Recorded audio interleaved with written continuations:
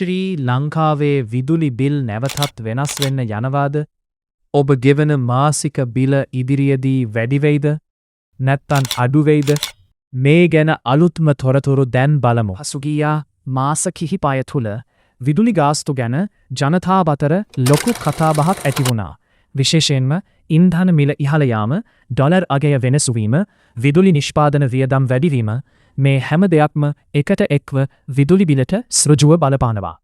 විදුලි බල මණ්ඩලය කියන්නේ දැනට තියෙන ගාස්තු පද්ධතිය දිගටම පවත්වාගෙන යාම අභියෝගයක් බවයි. ඒ නිසාම විදුලි ගාස්තු සංශෝධනයක් ඉදිරි කාලයේදී සිදුවිය හැකි බව විවිධ වාර්තාවල සඳහන් වෙනවා.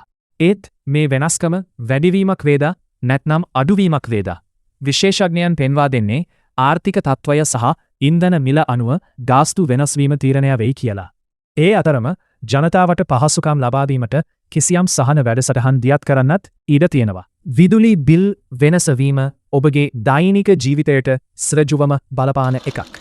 විශේෂයෙන්ම මැද පන්තියට සහ පහළ ආදායම් ලබන පවුල්වලට මෙය ලොකු බලපෑමක් විය හැකියි.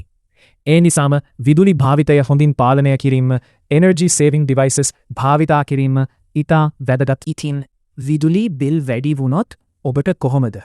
ඔයාගේ අදහස කමෙන්ට් එකකින් දාන්න, ඔබගේ අදහස අපට කියන්න.